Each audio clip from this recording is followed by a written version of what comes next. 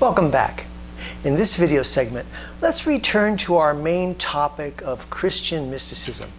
As I said earlier, when we talk about studying Christian mysticism, we are talking about an advanced form of Christian practice.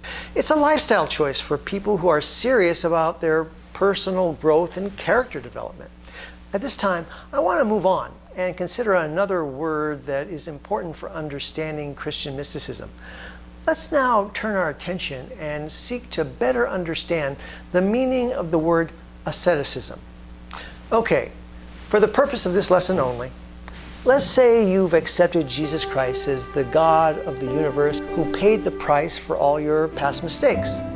Imagine you've embraced Jesus' sacrifice, his death, which has now redeemed your life and your spirit.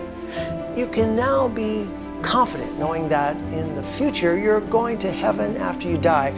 But let's also say you've decided you want to become more than just a baby Christian who is guaranteed a joyous eternity in heaven. No, maybe you've decided that you want more. You want to become a mature person of faith, not just a child of God, but you want to be a man or woman of God. You want to be fully realized, a spiritual adult who closely resembles Jesus Christ in character, thought, and actions. Okay, that's an excellent choice. Great, but now we need to have a candid conversation. Honestly, it's not easy to move forward from this point. However, let me quickly tell you that Christian mysticism is a pathway to help you grow as a person, advance in character development, and reach your full spiritual potential. But it requires adopting a lifestyle that includes the practice of asceticism. Now, when we speak of asceticism, we're not talking about engaging in extreme or weird practices or severe ritualistic disciplines or unhealthy deprivations.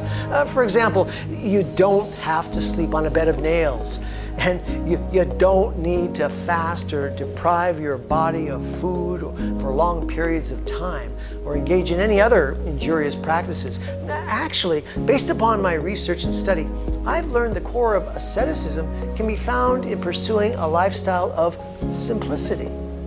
In fact, simplicity seems to be an essential aspect of Christian mysticism. We achieve a life of simplicity by putting aside any idols. What's an idol? An idol is a false god. In practical terms, we need to reject personal or societal priorities that threaten to distract us from having a better personal relationship with Jesus. Idolatry can involve all kinds of things that we face in life. Is your career your god?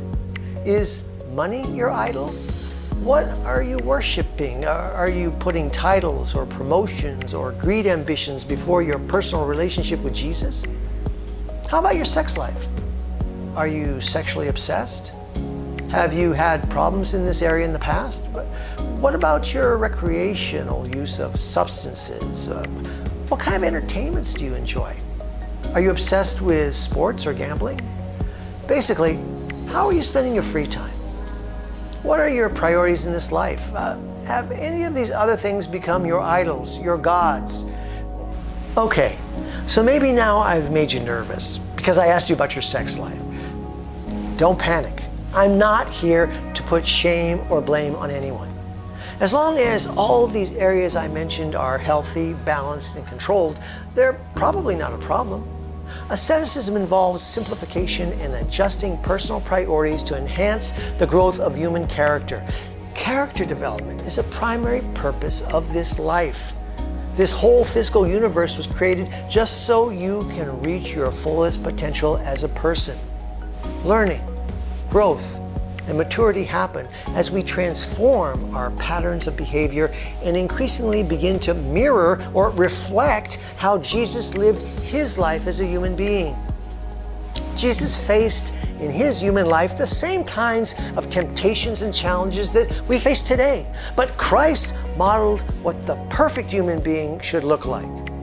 Now, obviously, none of us will ever be perfect in this lifetime. Our goal is not to achieve perfection, but our goal should be to strive after excellence. We'll talk more in this series about how we should work to be our best. we'll see that ultimate success during this life here on earth can be achieved through a closer spiritual union with God. All right, I've given you some things to consider. If I went too quickly or you have questions, feel free to review again any of the information in this video series, and I hope to see you in the next video. Thank you for watching.